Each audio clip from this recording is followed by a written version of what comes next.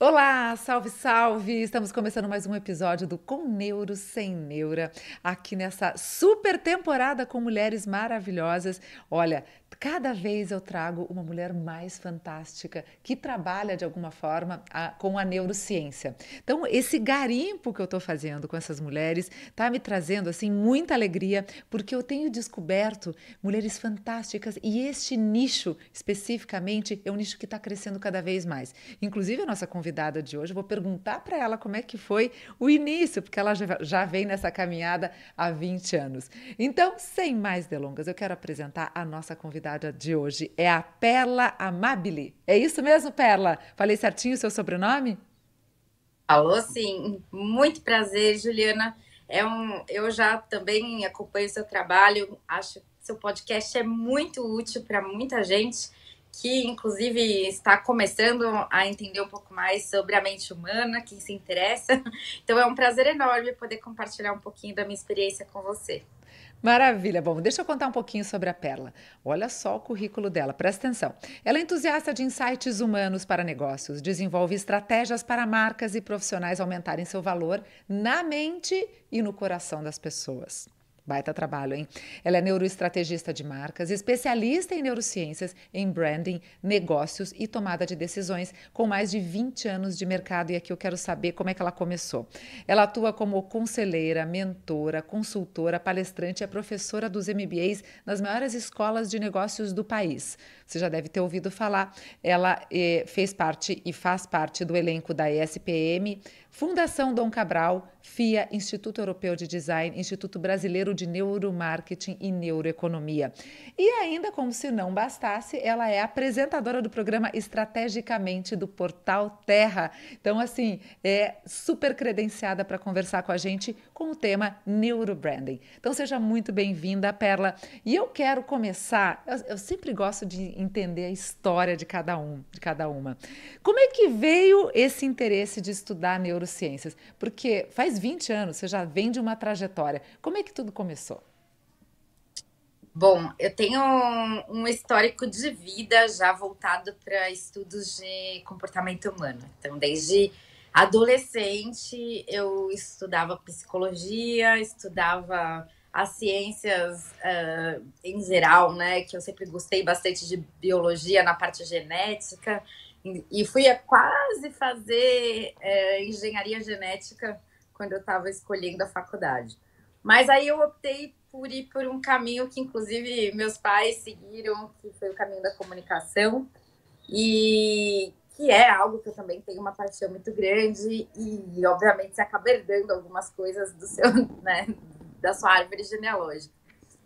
Só que isso começou a não ser suficiente para mim, até porque quando eu comecei a minha carreira em marketing, eu percebi que existia uma lacuna muito grande entre as empresas que prestavam serviço, como agências e consultorias, e o entendimento do consumidor ou das pessoas, como eu gosto de chamar. Eu não gosto de chamar de cliente consumidor, mas é a forma mais fácil da gente conversar sobre.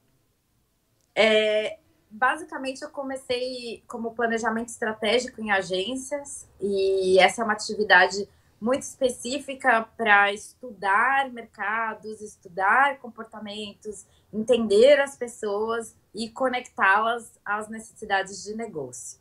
E sem conhecimento sobre seres humanos, fica impossível você criar essa conexão de forma mais eficaz.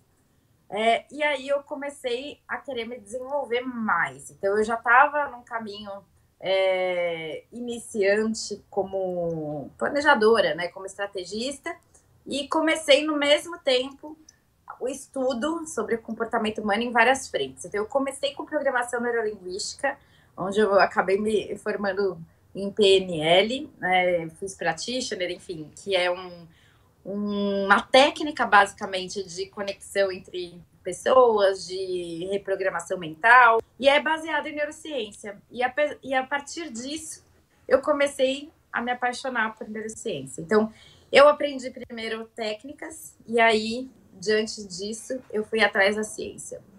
Olha que Quando interessante. eu fui atrás da ciência, eu acabei indo para caminhos muito diferentes. Então, eu fui para ciências sociais, ciências comportamentais em geral, e fiz uma especialização em neurociência aplicada ao consumo. E aí começou uma vida imersa na mente humana, porque virou minha paixão.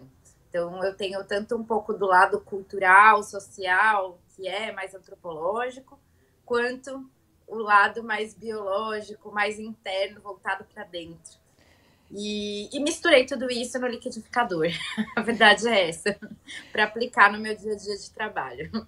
E como é importante esse entendimento, porque às vezes também quem fica estritamente fechado ali na parte biológica ou estritamente fechado na parte comportamental não consegue acessar perfeitamente o todo. Na verdade, esse todo a gente vai desenvolvendo ao longo da vida. E tem uma outra coisa que eu acho que é interessante nesse liquidificador, nesse caldeirão que você colocou, que é a nossa experiência, nossa trajetória de vida. Quanto mais tempo vivemos, né, quanto mais experiências temos, melhor o entendimento deste todo.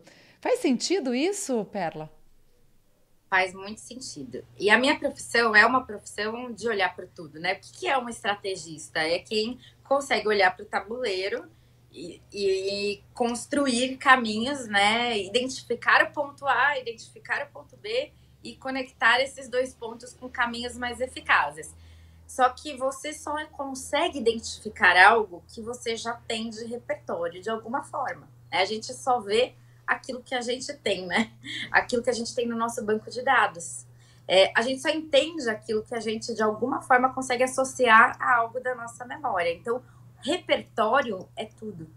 E aí eu vou dizer que eu tenho um pouquinho de sorte de ter escolhido um caminho profissional que me traz um repertório gigante pela própria natureza do meu trabalho, porque como estrategista em prestador de serviço para empresas, ou seja, em agências e consultorias, eu trabalhei com todos os mercados que você pode imaginar.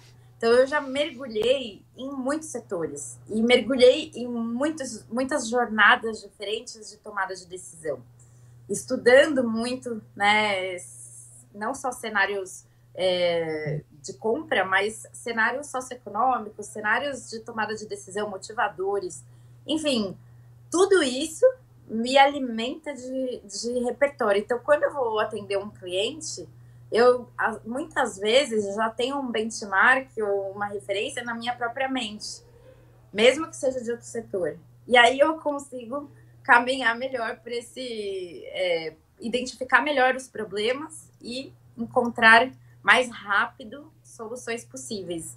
E criar, né? Porque criatividade vem do repertório também. E eu acredito muito que a maior das qualidades humanas que eu descobri na minha vida é a criatividade e a imaginação, né? Isso só é possível quando você, de alguma forma, tem um repertório que te dê subsídios para conectar pontos desconexos e criar algo novo, né? Então, você tem razão, eu acredito muito nisso. E tenho eu diria, eu tenho que agradecer que a vida me deu essa oportunidade de mergulhar em muitos mundos para ter repertório. E você continua, e agora eu fico imaginando como deve ser complexo para quem trabalha com estratégia em um ambiente hoje onde as coisas mudam numa velocidade tremenda. Porque eu já cheguei a trabalhar em agência lá no passado, você tinha uma perspectiva de mudança muito diferente. Hoje você trabalha com cenários futuros, que a gente chama, sem ter muita ideia do que vai acontecer, porque tudo pode acontecer. Como que a gente lida com isso? Agora me veio essa pergunta, eu já pulei aqui para uma pergunta super complexa antes da gente continuar no básico, mas eu não podia deixar escapar essa oportunidade de te indagar sobre isso, Perla. Nossa, uma pergunta maravilhosa. Eu acredito que existem três tipos de empresas no mercado hoje, tá? Empresas que estão acomodadas e nem se mexem, empresas que olham o cenário externo e se adaptam a ele, né, de forma mais lenta às vezes, mas pelo menos está em movimento, e empresas que criam futuros novos, ou seja, criam novos caminhos, né, que são empresas que constroem diferenciais a partir da inovação, e inovação para mim não tem nada a ver com tecnologia, mas com identificar muitas vezes possibilidades de melhorar a vida das pessoas de formas diferentes do que já foi feito até hoje. Então, dentro desses 3 tipos de empresa, a primeira, que é aquela que não está se movendo, é a que está em maior índice de risco que existe, porque o que muda no mundo, na verdade, não é o fato dele estar em mudanças contínuas, porque a natureza humana é mudar, né? Então, o ser humano, ele é mutável, ele se mantém em transformação. A diferença é que antigamente, antes da Revolução Digital, essa transformação era mais lenta.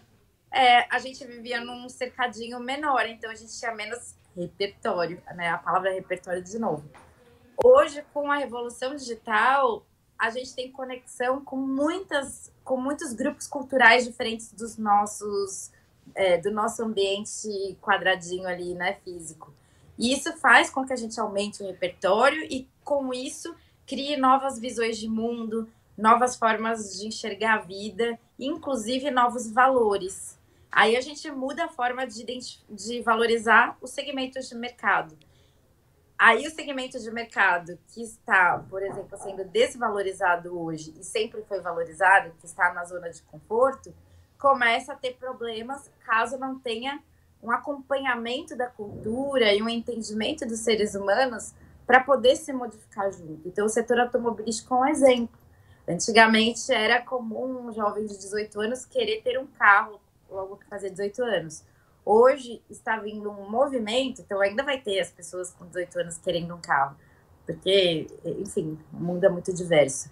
Mas já vem um movimento cultural de valorização do não ter necessariamente bens, mas experiências, viver o mundo, sair para viajar. Então, as preferências de quem faz 18 anos são outras hoje. E o que acontece com o mercado automobilístico nisso, né? Começa a ter que movimentar. Então, hoje, por exemplo, trabalhei bastante com o mercado automobilístico, então eu posso falar mais com propriedade. A Toyota, que foi meu cliente. A Toyota tem hoje serviço de locação. Então, você não precisa necessariamente comprar um carro. Você pode alugar um carro. E, com isso, né, ter mais flexibilidade, por exemplo, de repente, terminar o contrato e fazer outra coisa. Então, como o brasileiro sempre foi equilibrista, um carro, por exemplo, sempre foi cobriu muito do orçamento das pessoas, né? Principalmente pelo financiamento.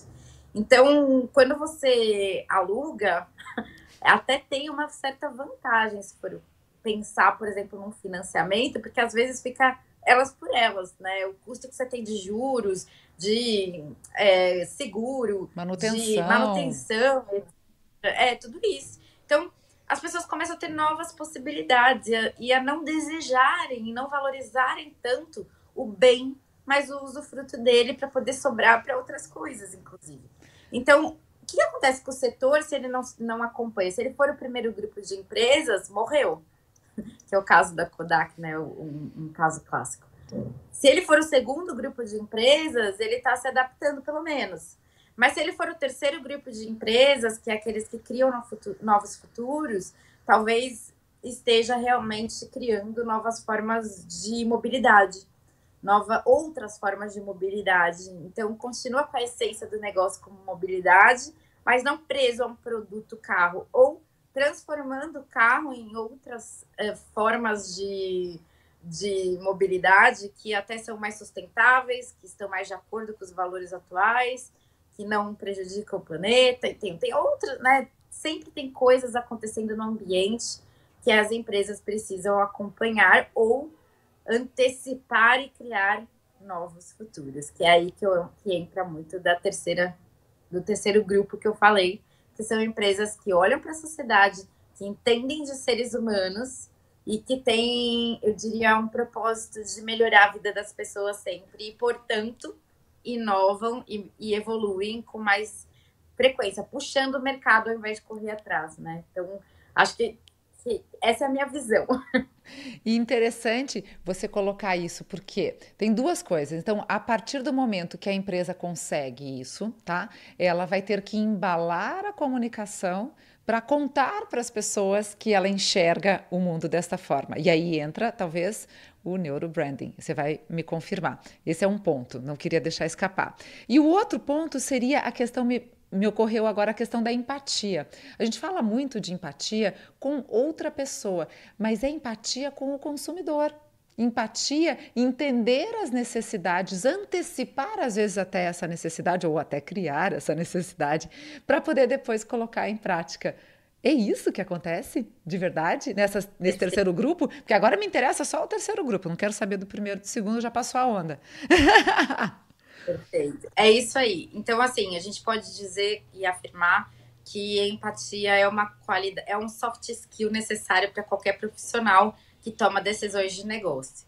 E a empatia, ela é um processo natural de todos nós, né? Então, quando a gente se conecta afetivamente com alguém, a gente já tem uma empatia natural. Então, se eu e você, a gente se conectou, é mais fácil eu sentir o que você está sentindo, é mais fácil eu me preocupar com você. Mas como que a gente faz isso sendo uma empresa à distância, distante das pessoas, não conhecendo, né? Imagina uma grande marca, não tem como ter uma aproximação como, sei lá, no restaurante do Seu Zé, que o Seu Zé atende todos os dias as mesmas pessoas. Então, uma grande marca, quando está muito distante, ela precisa partir para o que eu chamo de empatia cognitiva. O que é empatia cognitiva? É quando você tem a intencionalidade e a partir da intencionalidade de servir o outro, de sentir o que o outro está sentindo, de entender efetivamente a visão de mundo do outro e não a partir da sua, aí sim você vai usar. Aí agora entra um outro ponto, que é o uso de dados, tá? Usar dados, que hoje a gente tem uma bandeja de possibilidades de fontes de informação para entender o outro com a intenção de servi-lo.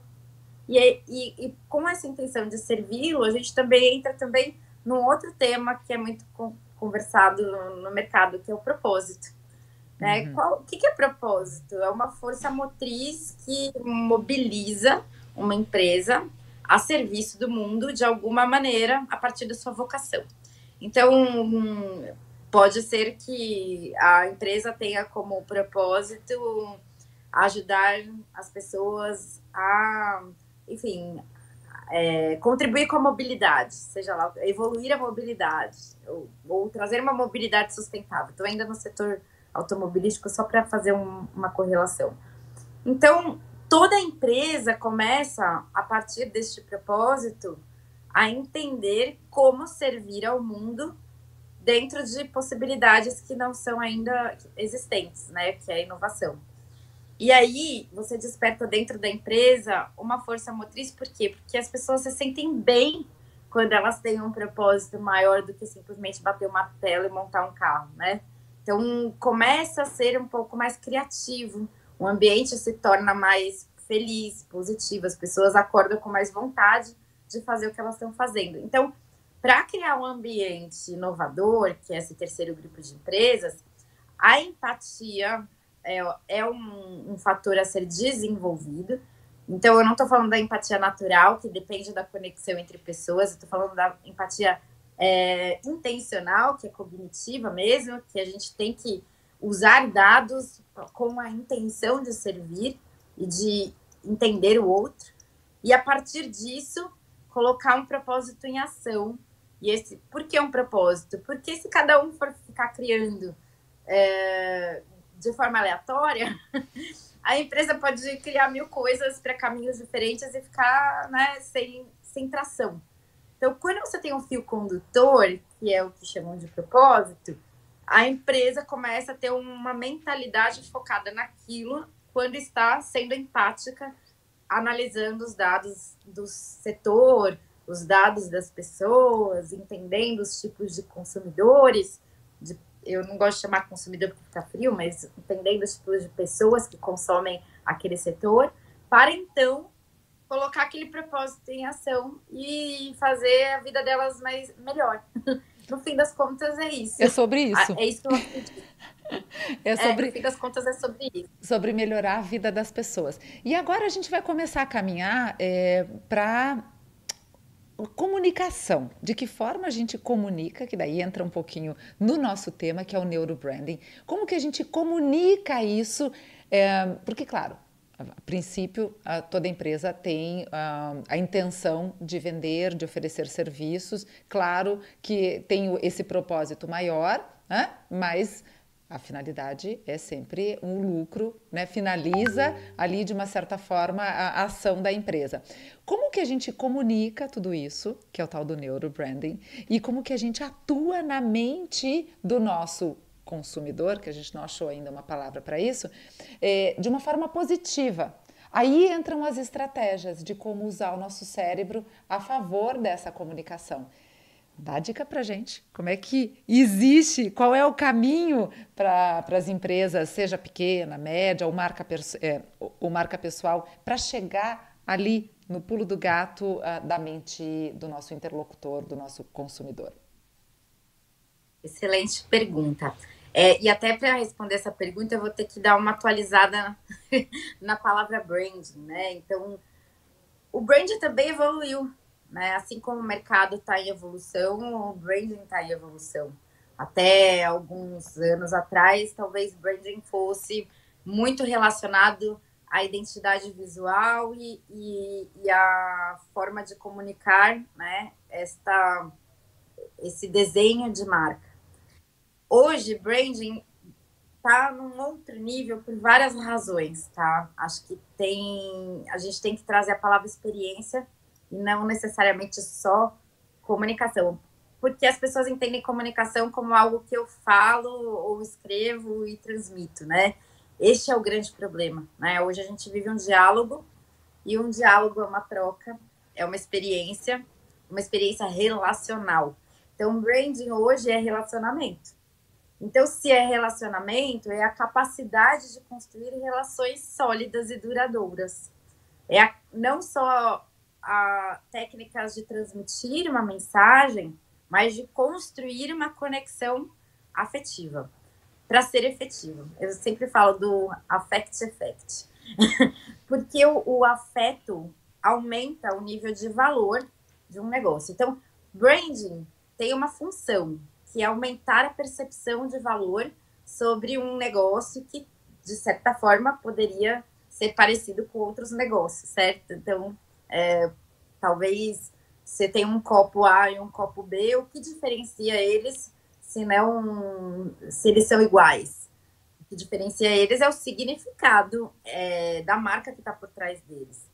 O que diferencia eles é a experiência que tem de compra do copo A e do copo B. O suporte que você recebe se esse copo quebrar.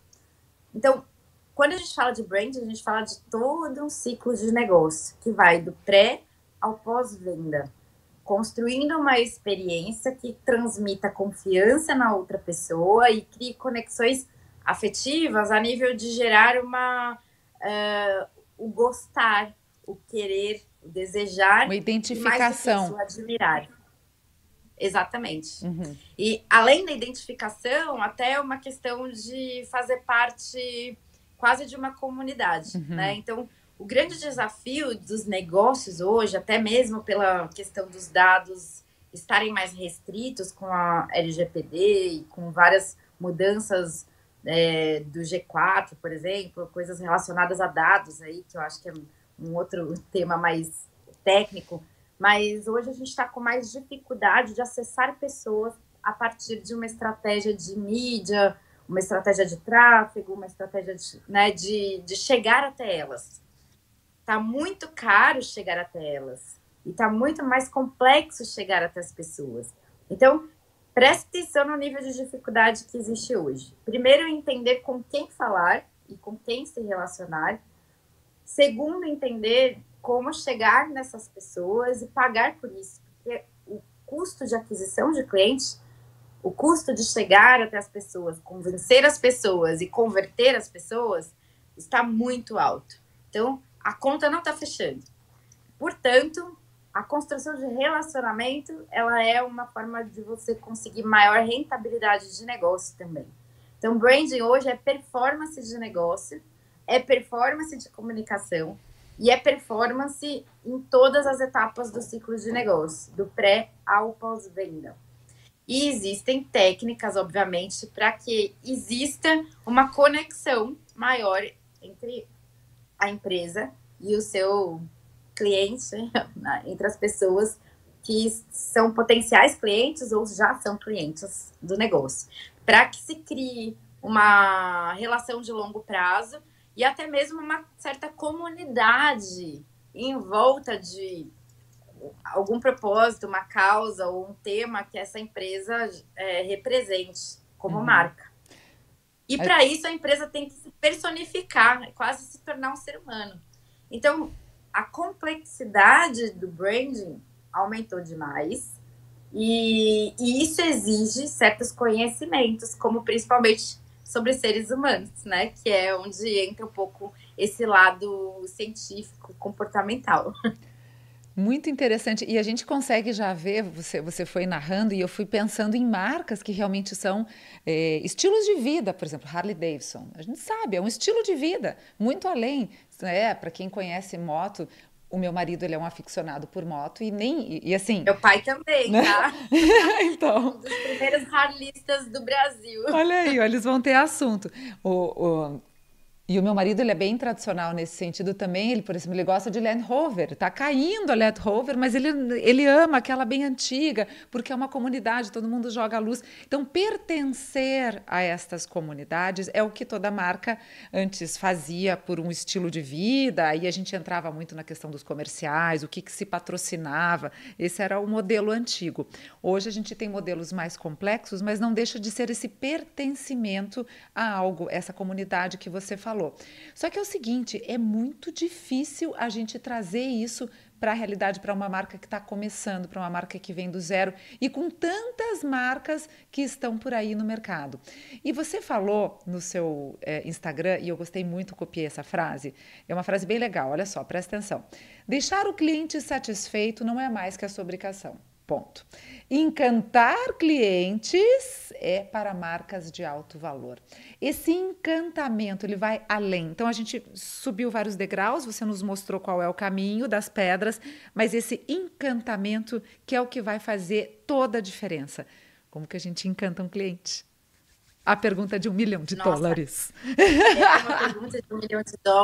Essa é a pergunta mais fácil de responder. E eu posso dizer isso com bastante propriedade, tá? A melhor forma de você encantar alguém é você, primeiro, entender qual é a expectativa do outro em relação a você e ao seu serviço, e obviamente entregar bem isso, o arroz com feijão, que não é mais do que sua obrigação, como eu disse, e dar um plus, ou seja, uma surpresa positiva. Nós somos seres emocionais. E o que mais fica na nossa memória e o que mais, eu diria, coloca a nossa intenção numa próxima oportunidade para a gente repetir uma ação é a recompensa, certo? É assim que se forma hábitos. Uma recompensa, quando ela é positiva, ela te gera já uma facilitação para uma próxima ação. Mas quando ela é mais do que positiva, ela supera a sua expectativa positivamente, você chegou na intensidade emocional maior, porque você está trabalhando duas emoções, a surpresa que já tem uma certa intensidade emocional, e a alegria, né, que é a única emoção positiva que a gente tem das emoções primárias. E além disso, né, além dessa recompensa de ser surpreendente, trazer uma chuva de dopamina e etc., você também começa numa chuva de ocitocina, onde você tem uma certa reciprocidade, uma sensação de necessidade de entregar de volta isso de alguma forma, isso é inconsciente. Então, quando alguém te faz algo sem esperar nada em troca, você sente o ímpeto de retribuir. E aí que vem a preferência, que para mim os dois grandes KPIs de negócio são preferência e recorrência. E isso a gente só consegue com experiências encantadoras. Hoje, branding para mim é a capacidade de se relacionar e criar uma conexão afetiva de alto impacto, com um índice muito maior do que outras, a ponto de você pular o funil de conversão de avaliação, de consideração e ir direto para a decisão. Então, quando uma marca chega ao ponto de ter clientes que quando precisam, vou voltar para o copo, ou do carro, quando precisam do carro, vão para Land Rover, por exemplo, que nem você falou, já direto, sem considerar outra opção, é aí que você está no caminho do sucesso do negócio. Você está deixando de gastar dinheiro em aquisição de clientes, você está tendo um embaixador para a tua marca que vai provavelmente falar muito bem de você. Ninguém vai compartilhar no Instagram uma experiência ok. Ah, eu comprei um copo e ganhei um copo. Básico. Agora, se esse copo virar uma taça com vinho, talvez isso te surpreenda e você fale no Instagram, por exemplo, olha que legal que eu ganhei. Eu estava só comprando um copinho e ganhei uma taça de vinho. Então, estou dando aqui um exemplo bem banal, mas... Porque nos extremos, a gente só vai falar dos extremos, né? Ou vai ser uma experiência muito ruim e você alerta as pessoas de que aquela experiência não funcionou, ou vai ser uma experiência muito surpreendente. O mediano, o medíocre, como a gente diz, o mediano, passa batido. Nada que é ordinário vai ganhar repercussão espontânea. Só o extraordinário vai ganhar repercussão espontânea. Que é aquele, por exemplo, a gente acaba compartilhando posts de pessoas que de alguma forma nos surpreendem com um site que faz muita diferença pra gente e mexe emocionalmente com a gente, nos representa e a gente vai lá e compartilha o post daquela pessoa, certo? Exato. Agora, você não fica compartilhando qualquer coisa que você lê, até porque se isso não é surpreendente, extraordinário, você nem dá atenção. E a atenção é um ativo muito escasso. Hoje, mais do que nunca. Já é escasso no ser humano pela nossa necessidade de energia, né, para o nosso organismo existir. Então, a gente tem já um modo economia para dar atenção, porque a atenção gasta muita energia. E, ao mesmo tempo, a gente tem muito mais estímulo. Então, temos muito menos capacidade de atenção do que qualquer momento da existência. Não é à toa que muita gente fala que tem TDAH, né? Que tem déficit de atenção. Na verdade, todo mundo tem. Com essa quantidade de estímulo que a gente tem o tempo todo, meu Deus do céu. Até na hora que a gente está meditando, que é para justamente não ficar ali pensando, não usar o nosso pensamento, a gente está brigando com o nosso pensamento o tempo todo, com os nossos estímulos internos ali de tanto bombardeio. Nossa, Perla, a gente podia ficar assim horas. Eu adorei você. Adorei seus insights. Eu já sabia que isso ia acontecer. Então, assim, quando a gente já tem uma expectativa alta e ela supera a expectativa, neurobranding na cabeça. Tá aqui, ó. Você já tá aqui na minha... Já virei fã e tá, assim, a nossa relação, ela está apenas começando. Eu vou querer te receber várias vezes e quem sabe um dia, né, por que não, a gente vai fazer ainda um ao vivo. Então, antes da gente se despedir, eu queria te pedir alguma dica de livros, de, enfim, séries, algo... Para quem gostou do assunto e quer se aprofundar um pouquinho mais, que possa fazer isso em casa. O que você nos indicaria? Nossa, eu tenho alguns preferidos, tá? Que não necessariamente são sobre neurobranding, mas são sobre comportamento humano, que eu acho que é mais importante do que qualquer coisa. E tem alguns livros que são mais comuns, como Poder do Hábito, Rápido e Devagar, que são livros que te dão uma certa base, né? Que te dão alguma orientação. Mas tem um livro que eu gosto bastante e que tem tudo a ver com branding, porque branding, no fim das contas, é influenciar comportamentos e aumentar a percepção de valor para transformar preço em valor.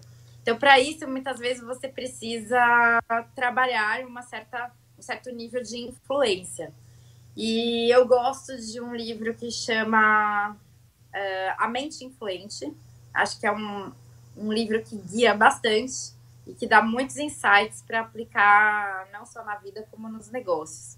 Todos nós hoje somos marcas e eu acredito que entender sobre influência comportamental e até mesmo sobre economia comportamental, tudo isso está dentro do espectro de branding, porque branding é experiências de alto valor.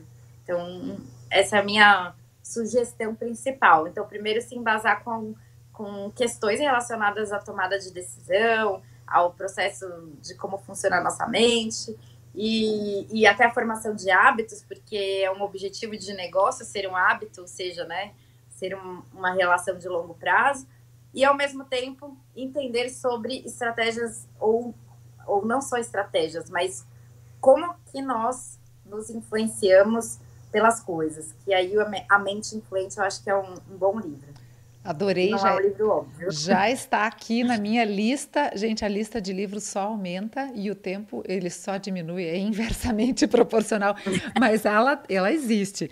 A minha pilha assim, ó, daqui a pouco eu vou deitar em cima, vou colocar embaixo assim os livros que já não cabe a quantidade, mas que delícia que é poder estudar, poder se aprofundar e mergulhar em assuntos que nos interessam. Então eu queria até fazer um convite para você que não ouviu ainda o episódio passado com a Renata Miranda. Ela falou sobre o hábito e a procrastinação. Então é super legal. Se você ainda não ouviu, volta lá um episódio e ouça também, que faz sentido, muito sentido com o que a Perla nos trouxe hoje.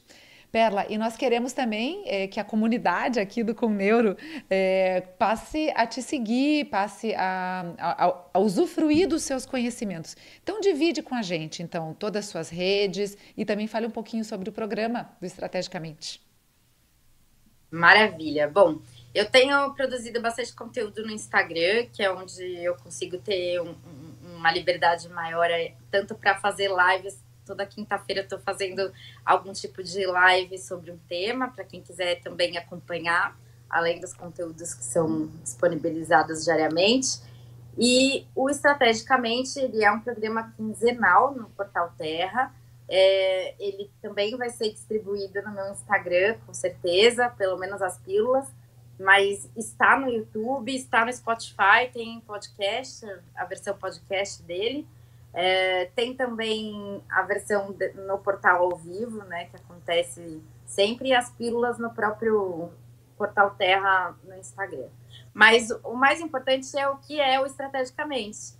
Ele une justamente a minha profissão como estrategista e a minha vontade de desvendar a mente humana. Então, eu sempre vou trazer líderes visionários de negócios que são de alguma forma, negócios que são visionários, que estão naquele terceiro nível que a gente discutiu aqui, para entender as estratégias, a mentalidade, discutir também sobre quais foram os passos para chegar lá, trazer insights. Então, meu objetivo é trazer insights sempre, insights que são surpreendentes e que vão agregar para todo mundo.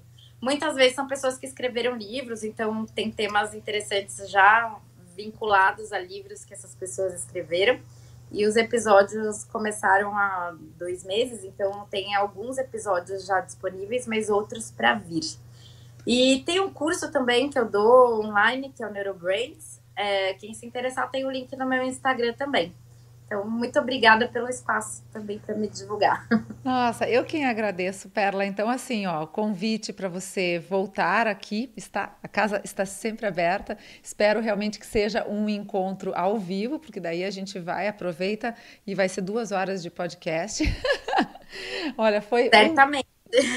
Foi um prazer te receber, viu? Você é incrível, gostei muito das colocações, dos insights, me abriu várias caixinhas aqui de pensamento. Aí agora eu vou usar o feriado para poder, ó, pensar, raciocinar, buscar aí as minhas verdades em cima dessas suas colocações. Então eu só tenho a agradecer a você e a todos vocês que estiveram conosco em mais um episódio do Com Neuro Sem Neura. E a gente tem um encontro marcado de novo na quarta-feira que vem, às 14 horas. Um grande abraço. Obrigada, Perla. Valeu. Muito obrigada pelo convite. Um beijo a todos. Eu amei fazer parte disso. Valeu, gente. Até mais. Tchau, tchau. Sensacional.